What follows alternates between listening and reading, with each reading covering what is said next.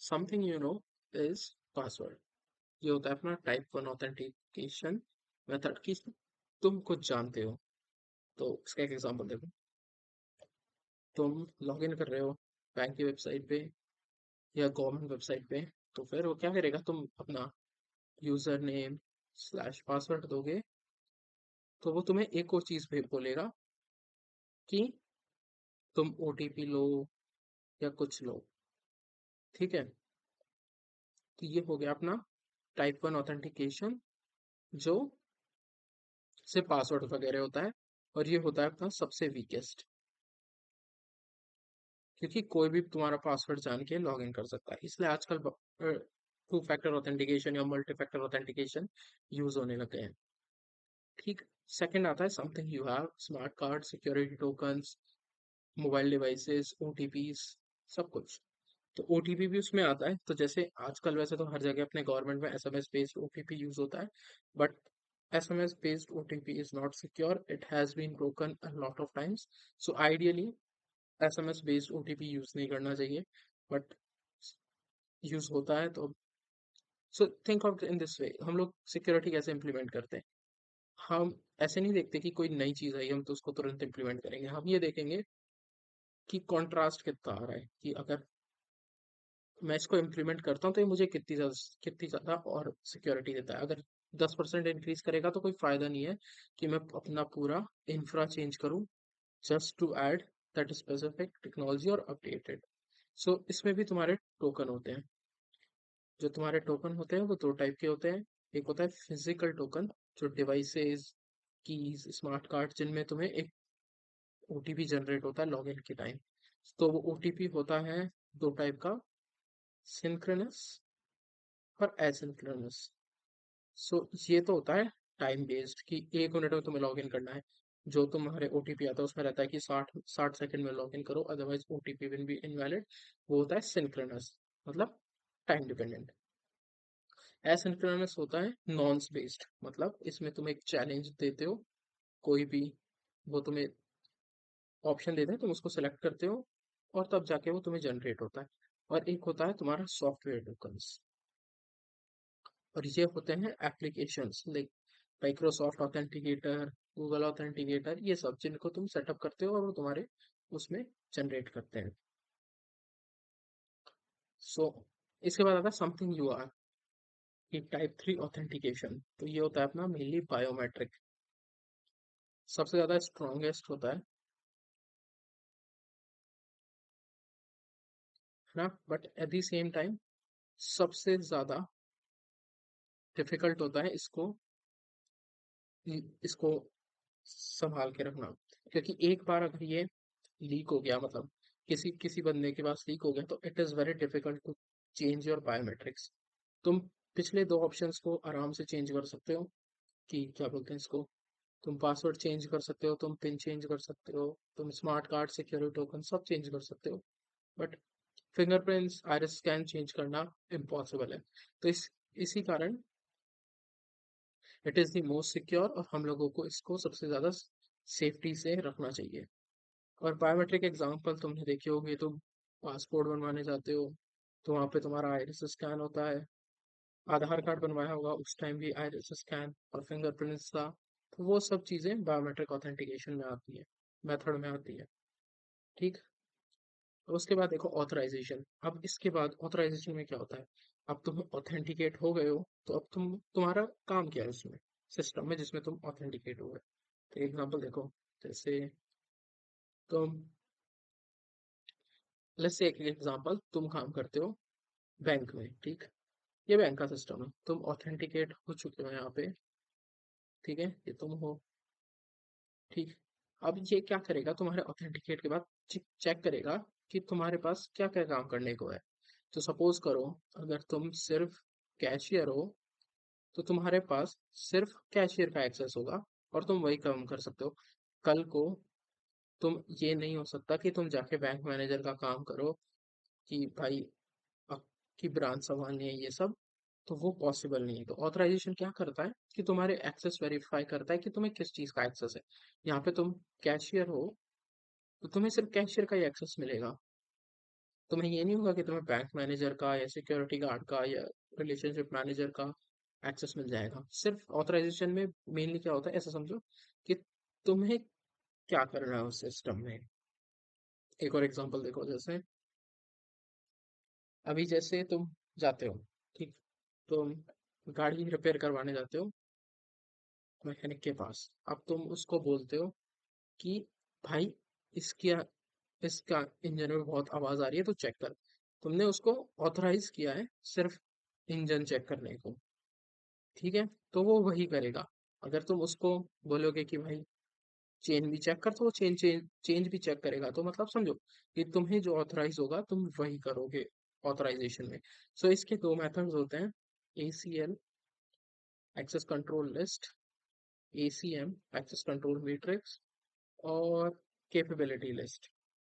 ये सब चीजों के थ्रू हम लोग ऑथराइजेशन चेक करते हैं। और एक्सेस कंट्रोल्स पे किस तरह से इम्प्लीमेंट करते हैं, तो देखो एकदम शॉर्ट में जाते हैं इसमें, ओवरव्यू में। डिस्क्रिप्शन में जो तुम्हारा फाइल मैनेजर होता है वो बोलता है कि किसको क्या एक्सेस है। मैंडेटरी होता है जो पॉलिसी बेस्ड होता है कि तुम्हारी ऑर्गेनाइजेशन में क्या पॉलिसी है। रोल बेस्ड होता है तुम्हारे जॉब रोल के हिसाब से। अगर तुम HR वाले हो तो तुम्हें HR के रोल का एक्सेस होगा। तुम पे रोल वाले हो तो तुम्हें पे रोल का एक्सेस होगा। रूल बेस्ड ये होता है ग्लोबल रूल्स पे कि तुम्हारी ऑर्गेनाइजेशन में क्या रूल्स है।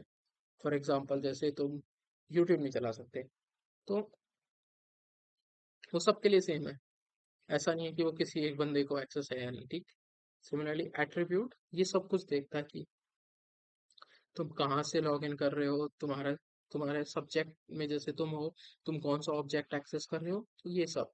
Currently most of the organisations are using RBAC, but next कुछ टाइम में they are going to move toward ABAC, attribute based access control. और ये ज़्यादा सिक्योर है आर रोल बेस्ड एक्सेस के मुकाबले, और it is mainly used in SDN which is software defined networking, ठीक। रिस्क बेस्ड कंट्रोल ये क्या करता है, ये तुम्हारी प्रीवियस हिस्ट्री, तुम्हारे सक्सेसफुल अनसक्सेसफुल ट्रांजैक्शंस ये सब चेक करता है। तुम कब लॉग इन कर रहे हो, तुम्हारी क्या इन्वायरमेंट से लॉग इन कर रहे हो, तो वो सब चेक करता है, उसके बाद ये तुम्हें एक्सेस देता है। अगर जो सपोज करो तुम इंडिया से लॉग इन करना चाहते हो, या तुम्हारी प्रोफाइल में लिखा हुआ है कि तुम्हें सिर्फ इंडिया से लॉग इन करना है, और कल को तुम US या कहीं और से जाके लॉग इन कर रहे हो, based on risk based access control वो तुम्हें तुम्हारा एक्सेस रिजेक्ट कर देगा। सो ये एक ब्रीफ ओवरव्यू था, ये इससे भी ज़्यादा काफ़ी डिटेल्स में जाते हैं। So these are the major access controls. काफ़ी अदर भी है जैसे कंटेंट बेस्ड, कॉन्टेक्ट बेस्ड, तो वो अलग हो जाते हैं, ठीक। एंड उसके बाद आती है अकाउंटेबिलिटी। अब ये है मेन चीज़, इसको अपन ऑडिटिंग भी कह सकते हो, लॉगिंग भी कह सकते हो। तो इसमें तुम यूज़र एक्टिविटी मॉनिटर करते हो, पर इट ऑल्सो इन्वॉल्व्स कि यूज़र ने क्या चेंजेस किए हैं, क्या एक्सेस किया है, और क्या सिस्टम चेंजेस किया। अब इसका एक एग्जांपल देखो, जैसे जैसे तुम लाइब्रेरी जाते हो, लाइब्रेरी जाके क्या करते हो, एक बुक इशू, एक बुक इशू रिकॉर्ड होती है जिसमें वो लिखता है कि तुमने कौन सी बुक ली, बुक का नाम क्या था, बुक कौन सी कंडीशन में थी, वगैरह वगैरह। और ये तुम्हें बुक मिल गई, ठीक। अब कल को तुम उसी लाइब्रेरी में जाके गलत बुक नहीं दे सकते, क्योंकि क्या करेगा लाइब्रेरियन, वो अपने रिकॉर्ड्स में जाएगा या फिर लॉग्स में जाएगा और वेरीफाई करेगा कि कौन सी बुक दी थी। सपोज करो तुमने बुक सही दी बट बुक खराब हालत में है, तो भी वो रिजेक्ट कर देगा। तो ऑडिटिंग और अकाउंटेबिलिटी में ये क्या हो, मतलब क्या हुआ कि तुम्हारे जितने भी एक्शंस है दे आर रिकॉर्डेड, और उसके बेसिस पे तुम अकाउंटेबल और लायबल हो। जैसे एक और एग्जांपल देखो कि विजिटर लॉग्स जो होते हैं उसमें तुमने देखा होगा, तुम जैसे किसी सीक्रेट सीक्रेट या फिर ऐसी रेस्ट्रिक्टिव प्लेस में जाते हो, तो उसमें एक विजिटर लॉग होता है। सब कई जगह कंप्यूटराइज्ड होता है और कई जगह रिटन लॉग्स होते हैं, वो तुम्हारा नाम रिकॉर्ड करेंगे। ये चीज तो तुमने सोसाइटीज में भी देखी होगी, तुम्हारा नाम रिकॉर्ड करेंगे, तुम्हारा एड्रेस नंबर, किससे मिलना है, ये सब चीजें, बिकॉज जस्ट इन केस कुछ भी होता है तो वो लॉग्स व्यू कर सके। पर हम लोग ऐसे नहीं कि हम लोग कहीं कभी भी बैठ के लॉग्स रिव्यू करने बैठते हैं, अनलेस एंड अनटिल कुछ हुआ, जैसे कुछ डेटा ब्रीच हुआ या फिर कुछ कुछ बहुत सीन हो गया, तभी जाके हम लोग लॉग रिव्यू करने बैठते हैं कि it is after the fact investigation, कि तुम इन्वेस्टिगेशन में तुम देखना चाहते हो कि क्या गड़बड़ हुई। सो सपोज करो तुमने सोसाइटी में गए अपने दोस्त से मिलने, तुमने अपनी डिटेल्स दी और कल को सोसाइटी में चोरी हो गई, तो क्या करेंगे? सबसे पहले वो जाके चेक करेंगे विजिटर लॉग्स। विजिटर लॉग वो क्या करेंगे, देखेंगे कौन सा स्पीशियस बंदा है। तो दिस इज मोर की एक्टिविटी हो चुकी है और उसके बाद तुम इन्वेस्टिगेशन कर रहे हो, तो उसमें ऑडिट ऑडिटिंग द लॉग्स और ये सब हेल्पफुल रहते हैं, क्योंकि एंड में तुम किसी एक बंदे को पिन पॉइंट करके अकाउंटेबल कर सकते हो with a real investigation, real evidence. ठीक, अब जैसे इसका एग्जांपल देखो। अब अपन देखेंगे कि ये चारों को एक साथ कैसे कैसे इम्प्लीमेंट कर होता है। देखो, ये मेरा फेसबुक पेज, ठीक है, यहाँ मैंने यूजर नेम डाला, यहाँ मैंने पासवर्ड डाला, ये हो गया मेरा आइडेंटिफिकेशन। ठीक, अब इधर है ये फेसबुक का डेटाबेस, और ये स्टोर करता है पासवर्ड्स इन हैशेस। तो तुम्हारे पासवर्ड्स कभी भी क्लियर टेक्स्ट में नहीं होते, वो हमेशा हैशेस में स्टोर होते हैं। तो अब क्या करेगा, वो चेक करेगा कि भाई कि पासवर्ड सही है या नहीं, और अगर वो सही हुआ तो तुम्हारे को फेसबुक का एक्सेस मिल गया। ये हो गया तुम्हारा ऑथेंटिकेशन। ठीक, अब जैसे सपोज करो तुम फेसबुक के किसी ग्रुप के एडमिन हो, अब तुम्हें तुम्हें एडमिन की एक्टिविटीज के एक्सेस होंगे, तो वो हो गया ऑथराइजेशन। ठीक, ठीक है। और इसके बाद क्या आता है अपना ऑडिटिंग और अकाउंटेबिलिटी। अब क्या होगा, कल को जैसे सपोज करो तुम्हारे इसमें एडमिन ग्रुप में कुछ लफड़ा हो गया, किसी ने डिलीट विलीट कर दिया कुछ, तो क्या करोगे तुम सिंपल सी बात है, तुम जाके लॉग्स चेक करोगे और वेरीफाई करोगे कि किसने किया, और उसके बाद ऑडिटिंग के बाद तुम उस एक स्पेसिफिक बंदे को अकाउंटेबल करोगे। ये थोड़ा रफ डायग्राम है, मतलब एग्जैक्ट ऐसे नहीं होता बट सिमिलरली। और जैसे अगर जैसे एक और एग्जांपल देता हूँ, किसी ऑर्गेनाइजेशन का एग्जांपल लेते हैं, ठीक है। ये रही अपनी ऑर्गेनाइजेशन, ठीक है ना। ये है रमेश। रमेश ने अपने यूजर नेम पासवर्ड डाला, ठीक है। ऑर्गेनाइजेशन ने अपने ईडी में जाके चेक किया, करब्रोज जो भी उन्होंने remote x triple a mechanism डाल रखा है, उससे वेरीफाई किया और उन्होंने इसको एक्सेस दिया। ठीक, अब रमेश है और ऑर्गेनाइजेशन के नेटवर्क के अंदर, ठीक है। अब क्या करेगा ये सर्वर, ये देखेगा इसको क्या काम, किस चीज का एक्सेस है। सपोज करो रमेश है एचआर वाला बंदा, तो उसको पेरोल का एक्सेस होगा, उसको यूजर के डिटेल्स का एक्सेस होगा, उसको यूजर की पे स्केल का डिटेल होगा, ये सब, ठीक है। अब कल को सपोज करो ऑर्गेनाइजेशन में हो गया डेटा ब्रीच और पर्सनल डेटा, पे स्केल, ये सब लीक हो गया, ठीक है।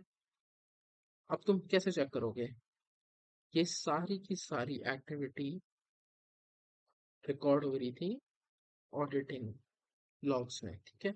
ऑडिटिंग लॉग्स नहीं मतलब लॉग्स में, और लॉग्स तुम्हारे हमेशा होते रहते हैं मॉनिटर, और ये होता है एक सेंट्रलाइज्ड रिपोजिटरी जिसमें तुम रखते हो जस्ट इन केस कुछ सीन हो जाता है।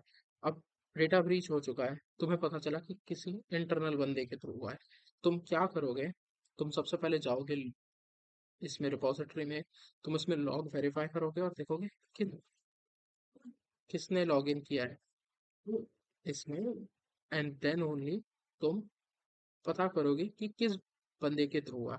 अब सपोज करो तुमने वेरीफाई किया लॉग्स में जाके और तुमने देखा कि रमेश रमेश के अकाउंट के थ्रू ही हुआ है ये, तो अब तुम ये सेम चीज ले जाके रमेश को दोगे।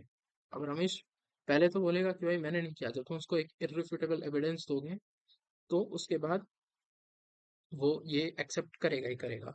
सो लॉग्स आर हेल्पफुल कि वो तुम्हें नॉन रेपुडिएशन में भी हेल्प करते हैं, which means a user can not deny an activity that was done by him.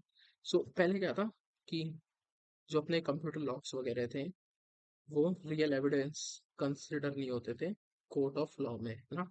अब क्या हो गया है, अगर वो logs generated at the same time और around the same time as the activity, तो वो और उसमें कोई तुमने चेंजेस वगैरह नहीं किए हैं, तो that will be considered as a real evidence, और तुम उसको कोर्ट ऑफ लॉ में प्रेजेंट कर सकते हो। सो अब तुमने देखा कि भाई लॉग्स तो हमेशा मॉनिटर हो रहे थे, और इधर रमेश ने लॉग इन किया, उसने सारा सीन किया, तो अब तुम, अगर तुम चाहो तो तुम इस पे एक प्रॉपर सिविल केस फाइल कर सकते हो।